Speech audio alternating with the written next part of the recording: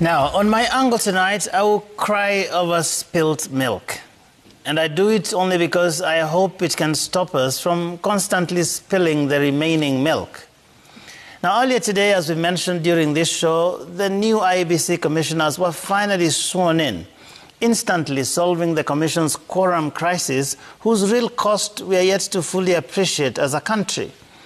I call it crying over spilt milk because this swearing in should truly have happened as early as 2018, when 3 commissioners quit their jobs in unclear circumstances.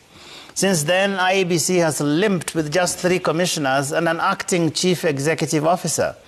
Just last month, the Court of Appeal upheld an earlier decision by the High Court, indicting the commission for carrying out important functions without a quorum.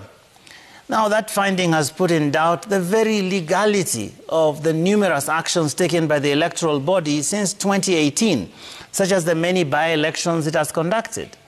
But more consequentially, no one knows now the fate of the steps already taken by the IEBC towards the next general election.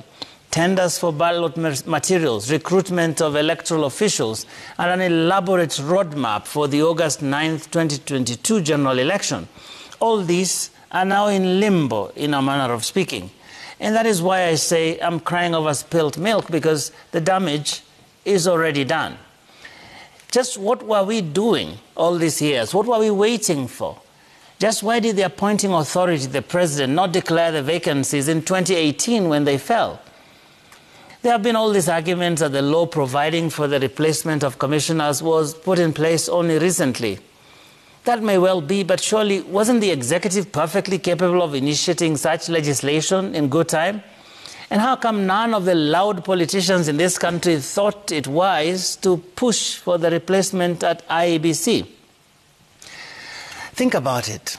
We have 4 new commissioners who now have just a few months to understand the whole electoral system at IEBC and master it well enough to play their rightful role in such a significant exercise in our country next year. But you know what? I put this down to a general disdain as a country for institutions. Yet, if there is one thing we ought to have learnt by now, it is the fact that independence of institutions is the bedrock of our constitutional order, which we gave ourselves in 2010. Now, left to the whims of politicians, we have no country. That institution can stand guard over our democracy and keep political appetites in their rightful place. We have seen this in the decisions, for example, made by the judiciary, which have caused huge political upsets and reset the country's button at many instances. The Supreme Court's nullification of a presidential election in 2017 and the death of BBI are 2 cases in point.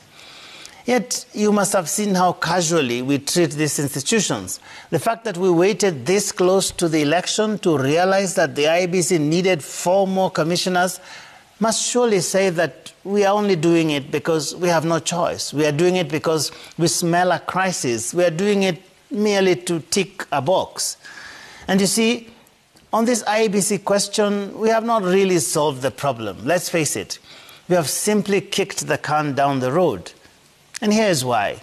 You see, the new commissioners, according to the law, can only serve for 6 years, which means that on 2nd September 2027, they must leave and go home. Now, 2nd September 2027 will be less than a month after the election of that year, which means that if there is a runoff or the election is nullified and has to be repeated, then these 4 commissioners will not be able to take part. So we'll suddenly go back to the quorum issue right in the middle of an electoral contest. What shall become of Kenya then? That is why this late recruitment, ladies and gentlemen, is too little too late. It feels like it has been done half-heartedly after too many pleas, including right here on Newsgang, that fell on deaf ears. It reminds me of a saying, apparently from Uganda, that water that has been begged for does not quench the thirst. And that is my angle for the week.